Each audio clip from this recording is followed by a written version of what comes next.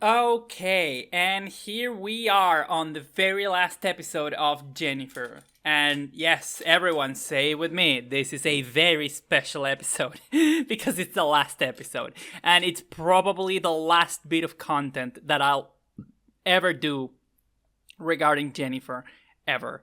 Well, not ever. I'm sure eventually, as the years come by, I'll do something more regarding Jennifer, but I think after this, I'm probably done with everything Jennifer related for a very long time. And so, without further ado, we can start the end.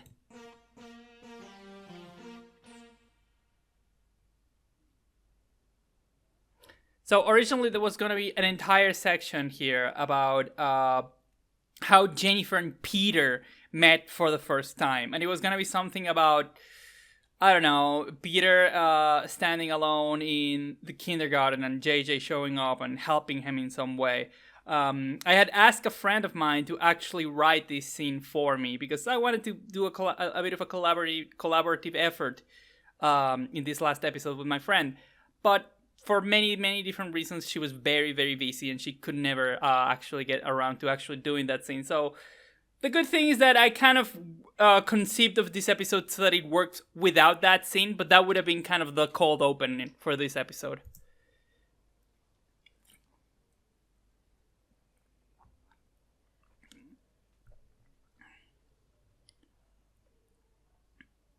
The beautiful thing about phones is that they introduce the mechanic of person is typing message and then the message is not sent.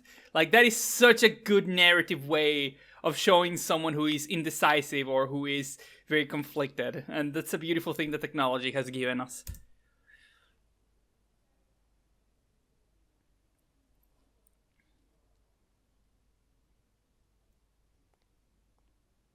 This scene was also supposed to be like a lot wackier. Like we were gonna have doctors going all through the hallways yelling, Jennifer, Jennifer, where are you, Jennifer? Like there would be one guy looking like underneath the vending machine or inside a trash can. But I decided I wanted to keep, first of all, that would have been way too much effort, and by this point I was just fucking ready to finish this as fast as possible. But also, I think it would have given too much comedy tone to a scene that should have been a lot more solemn and somber.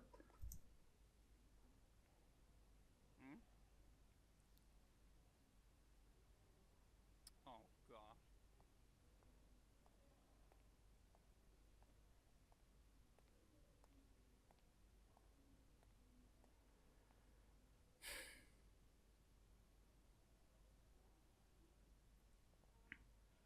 And so we have an excuse to have the entire last scene happen also in a kid's bathroom, much like the very first one of the first scenes in this episode did. Yeah, this was another example of something that was hard to edit because it was sad to listen to me cry.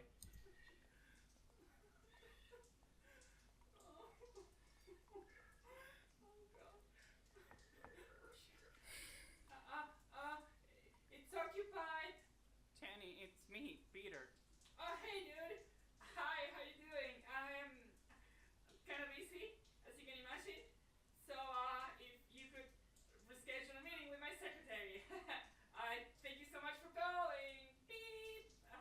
I'm coming in. Wait, no, no, no, wait. Oh, whoa, dude. Hey, can a girl get a little privacy here? You had no idea what I could be doing.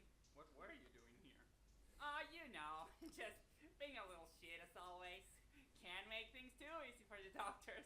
Jenny, they are waiting for you. Everything is ready for the surgery. The doctors are really worried. Well, what's the hurry, really? I've had this thing with me for 15 years. What's a couple more minutes gonna do? Do you not want? I don't have a lot of like super intricate, cool secret details about this scene. Like this is just a scene that's very self-explanatory. I'm just gonna let it play out. Of course I do. What kind of question is that? There's nothing I want more, right? Look, if you don't want to do it. There could be some like interesting conflict of interests. Maybe this scene shouldn't have been with Peter because Peter has his own selfish reasons for why he wouldn't want Jennifer to go through the surgery. But I think it comes across well enough the fact that Peter is just being a good friend right now, and he's giving her honest advice. You don't have to do it. It's okay. Nobody's forcing you to do it. You don't get it, Pete. You're not like me. You don't have dysphoria. You could never get it. I'm supposed to be a girl. I'm not supposed to have a dick. I have to have this surgery. Otherwise, what the fuck am I? If I don't do this, then I wouldn't be a girl. I'd be just a freak. Who would ever want to be with a freak like me? And here is the scene, right? Here's like the scene that is like the culmination of this entire show. This line of dialogue is reflecting the insult that Ashley gave her in the very first episode when she was telling her who would ever want to be with a freak like you. And I think this tells a very beautiful story about how Jennifer is not made of stone, right? Like, she is a human being with emotions and who is sensitive, who absorbs these things. Like, she puts up such a strong front, right? She puts up such an image of being unflappable and undefeatable, and nothing moves her, and she's so hardcore. And like, these things eventually obviously get to her. Like, these things sink in and they eventually like bounce around inside of her head, annoying her and bothering her and torturing her on the inside because she is human.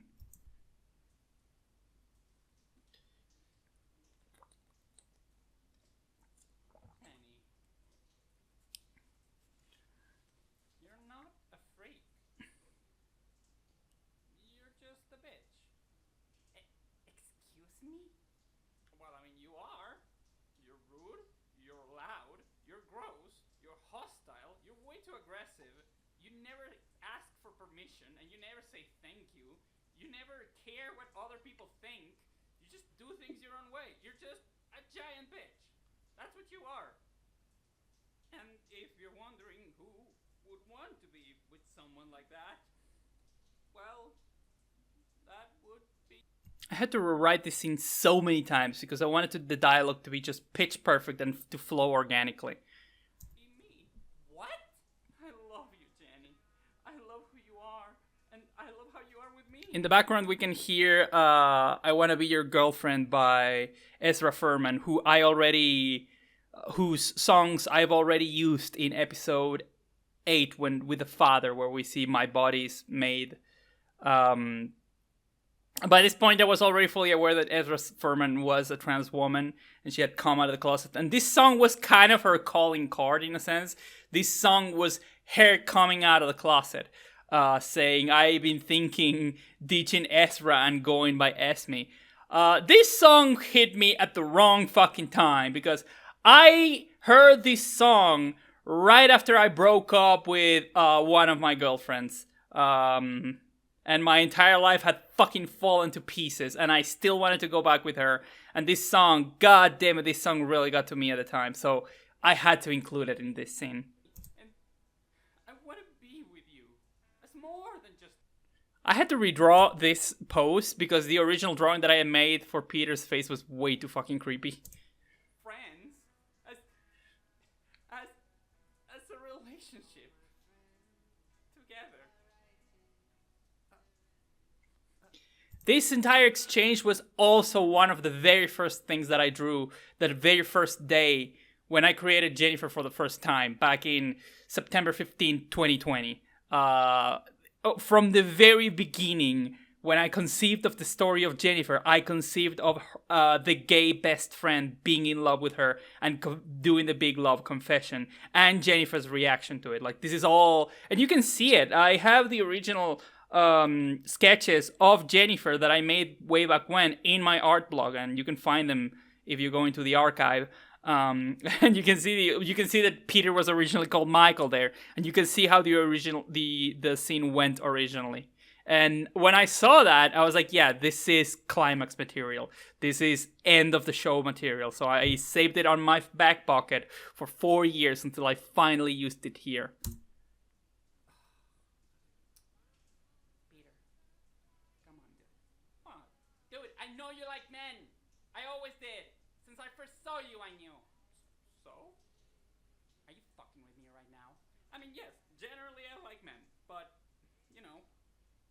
also like you, and you were a girl, so That is such a bad explanation. Like, you're just, dude, you're just racial. You're just coping. You're just fucking coping, dude. You're just rationalizing. Like, yeah, obviously this was not meant to last. This was not meant to stand up to scrutiny. I think from the very beginning, I never thought of them as a relationship that would actually last. I think from the very beginning, I always considered, yeah, that it was going to be something that they would experiment together, and then they would realize, no, this doesn't work. Um, like, a lot of people have been shipping these two characters for years. Ever since I started this show, people have been shipping these two characters, and they've been really invested in the relationship. At the time that I am recording these commentaries, I haven't published these episodes yet, so I don't know what people's reaction to this is going to be. But I like to think that I am being a little trollish. I'm trolling my audience a little bit with this bait and switch where I make them think that they're going to end up together, and then in the epilogue, boom, turns out they're not. I'm pretty sure I'm going to ruffle some feathers here, but I don't care. I am honest to my characters. I guess there is at least one girl I like. You may in fact be the only girl I'll ever like. But you know, that's what makes you unique.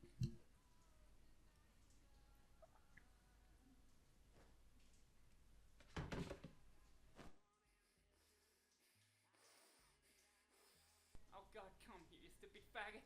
Aww. Yeah, I was kind of worried about showing them like too explicitly having sex, and the aftermath of this is a little too risque. But I'm like, you know what? I grew up in Argentina with Argentinian comics, and those comics would show way worse things all the time, so I decided not to worry too much about that.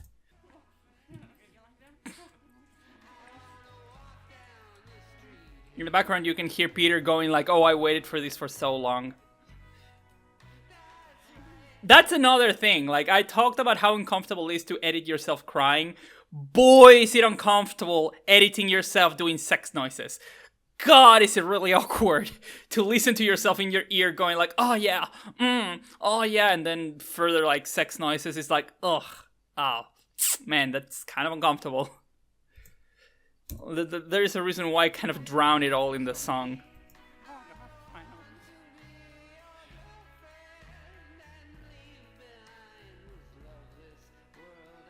Yeah, this might be a little too much, to be honest. Oh boy. Oh, that was quite something. That was great. Oh man. So I am a little unsatisfied, thematically speaking, with how I decided to conclude this series, to be honest. I've thought about...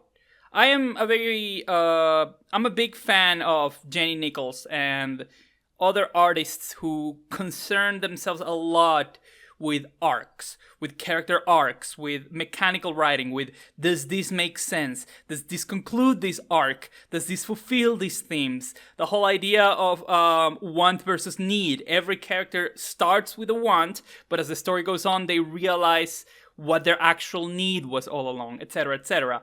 I am not entirely sure if this is a very strong conclusion to the arc of Jenny, for two reasons. First of all, if there is a general arc of Jennyffer feeling insecure about her own transition, about herself, about her identity, about how others will accept it, about having to conform to standards, it's a very subtle one. It's one that we don't actually see that much. There is some hints of that in episode 7 at the pool, but otherwise Jenny always seems so unassailable that this almost kind of comes a little out of nowhere. But also... like, the problem that Jennyffer has, ultimately, is that she's worried she's going to be alone, right?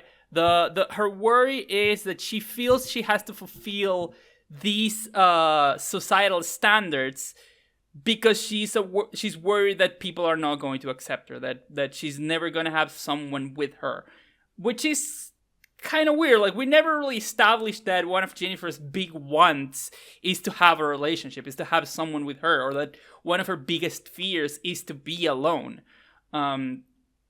So, and then I'm not entirely sure if a relationship that is doomed to fail with Peter is like the right answer to this. I don't know if Peter's saying, but I think you're hot, It's like the answer to Jenny's concern of, oh, I'm afraid I'm going to be alone. I'm not entirely sure what a better response would have been. Maybe Peter should have given a speech about, hey, I'm your friend, and I'm always going to be your friend, and you have your family and all that stuff, reminding her the things that actually matter, and why she shouldn't be doing these things for the sake of acceptance of others, but for what she herself needs. But the thing is that I'm also a shipper. I like the idea of concluding this with them getting together. I thought that was really cute, and I wanted to go to that for that ending. So I decided that is going to be the answer to this present problem. Ultimately, it's lessons that I can carry on into the future. The next story that I write, I will probably be a little more mindful of how I resolve character arcs. Oh, do you like it? Well, my ass hurts. What the fuck are you doing here? We gotta run! So that's my good friend catfishing, and the way that the character looks is exactly how my friend looks.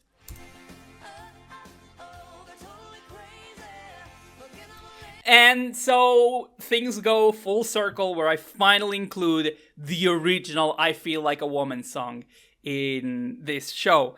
And that is always such a beautiful cliche, right? When you use the intro song in the climactic scene of the story. That's always fucking, it's top notch. And also, this is the original song. This is not the mashup with Marilyn Manson. So it's kind of like a more pure, more resolved form of the song. It's like Jennyffer finally let go of the darkness inside, of their insecurities inside.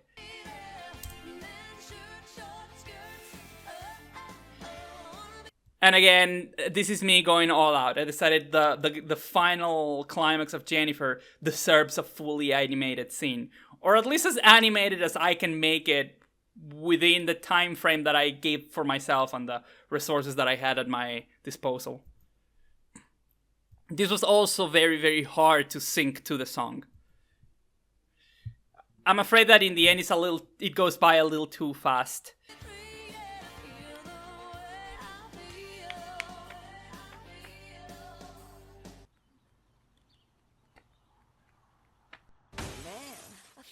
Like a woman. And there you go. Like that's Jennyffer. That's gotta be Peter. Can somebody get the door? I'm still getting ready. I'm on it. This is a recycled background from episode... Oh, I don't remember. I think episode 8, when the mom goes to open the door to the dad. I like the fact that I made the mom and the dad a little older and a little fatter. Like, you know, people sometimes get a little fat as they get old. That's cute. Hi, Mrs. Schmidt. And yeah, this is Peter. And he the way that he looks is very heavily based on how I used to look before transition. Hello. You're looking very handsome, Pete. Ah, gee, thanks. I'll go see if Jenny's ready. Hi, Mr. Jingleheimer. Oh, come on, Pete. You know me for a while. You can call me JJ. I don't think I will do that. Okay. The dad totally did that on purpose. I like to show the fuck, you know, the dad has a sense of humor. He can be a little cheeky. I'm ready. Hi, Peter. Oh, Jenny. So, this is extremely subtle, but I did want to make an older Jennyffer to look a little bit more clockable. Like, a little bit more obviously like a trans woman. And also she has bigger boobs.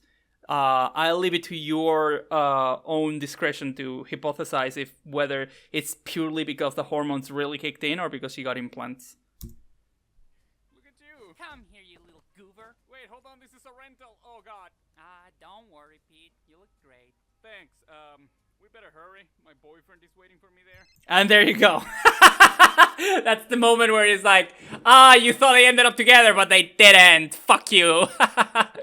I am also a little worried about how well I executed this in the sense of, like, the story proper ends with them getting together, and clarifying in the epilogue that, oh, actually they're not together feels a little cheap.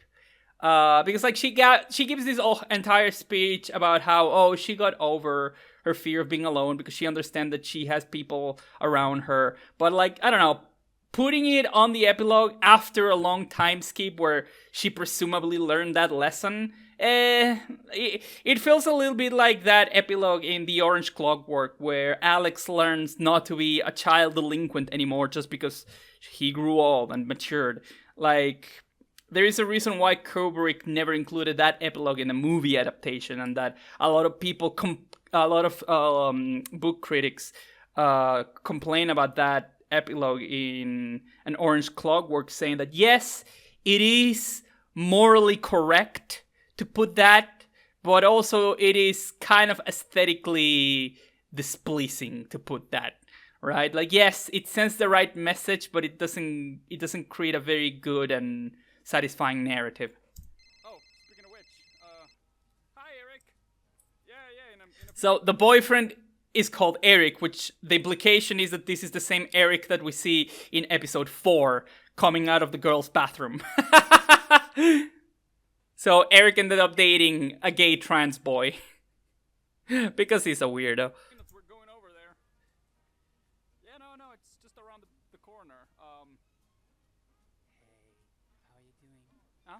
I did the mom's voice way too gentle and it sounds way too low. Fine. Are you sure it's not a little weird?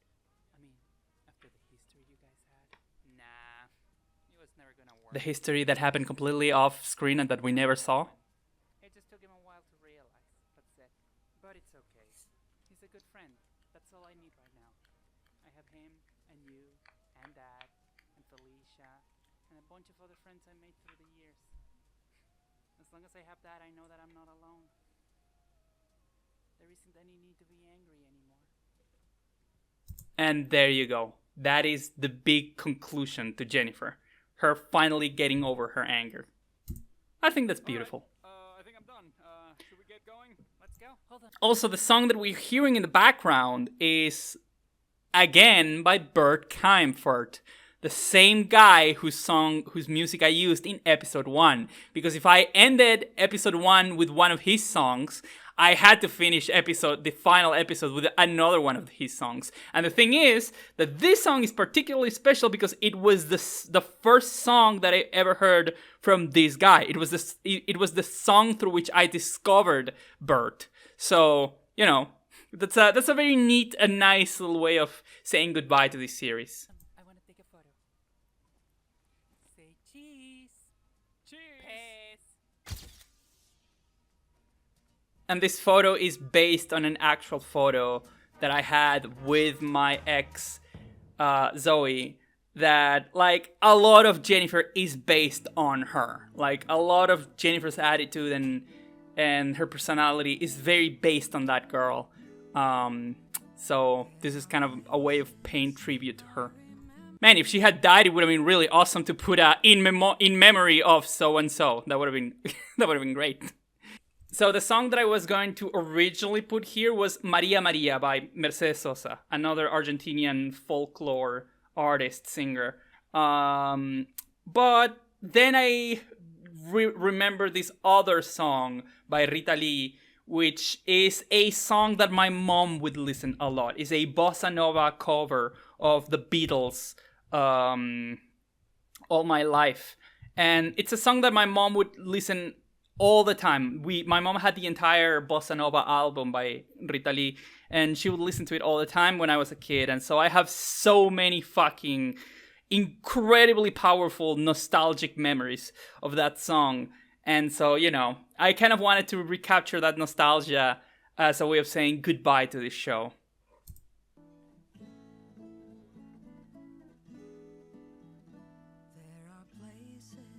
I remember all my life. And that is the very first sketch that I ever made of Jennyfer. Now, the funny thing about these credits is that usually when I made these credits for this show, I always try to keep it a little limited in how much I credited myself, because it sounded a little too, a little too narcissistic. I didn't want to be Shane Carruth, who would put in the credits, edited and filmed and cinematography and photography and written and directed and music composed all by Shane Carruth. But I decided I think I kind of deserve it in this very for last episode, because I made this entire project literally all by myself. Whenever you see things like Hell of a Boss or Digital Circus or any other indie, or Lackadaisy Cats, or any other indie production that they take so much pride in being like so indie and having this one auteur creator at the center of it all, like Bivsi Medrano or Glitch or Goosework or whoever, it's like, you know that they have like at least a dozen other people working with them in animation, in voice acting, in rigging, in all that stuff. This, I actually did it entirely by myself, except for the voice actors who get their due credits here as well.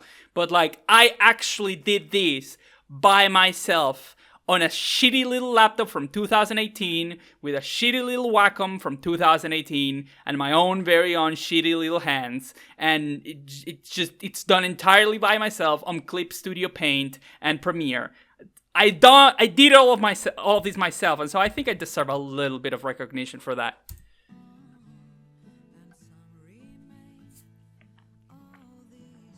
Oh, also, this is a little hint of the original conception of Jennyffer, because another of the very first ideas that I thought for Jenny was that her story was a little more complicated and included like fantasy elements.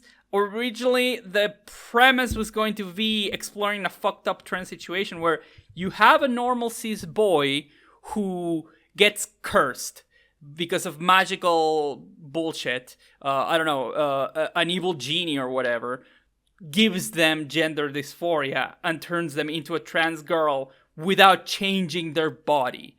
And so because their gender has been switched without their body being switched, they are a trans girl now and they want to transition.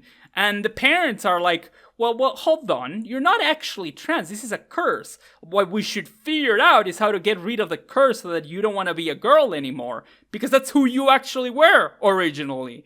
And the obviously the original Jennyffer would have been like, well, but I am a girl now, this is who I am now, and I don't want to change because I don't want to change. And so, you know, it would have been such a fucked up, weird, strange, mindfucky situation to explore, in my opinion. But I decided to drop it for a more typical. I decided I wasn't actually all that interested in exploring that story. I thought just exploring the inherent comedy of being a trans girl in your teenage years was just a good and strong enough concept.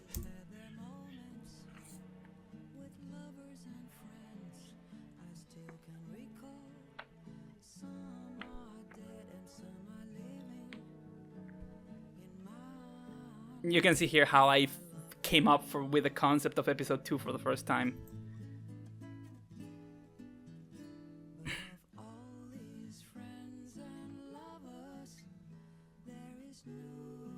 And here's the tribute to all the voices that worked with me across all of the episodes.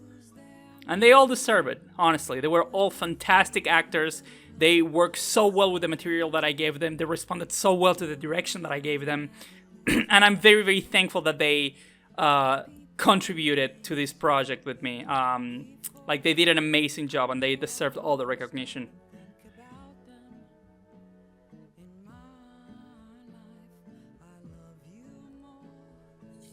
God, this is such a beautiful song. And this is the people who are also deserve special thanks because of the money that they gave me to work on this. And these are the people in my personal life who gave me like personal emotional support to work on this thing. And yeah, I couldn't help but be a little sappy in the end because yeah, of course. Thank you for watching. Seriously. Thank you for watching this. I do it all for you. Like, I do it all because I want an audience and I want people to see my work. So if you've been here, thank you so much.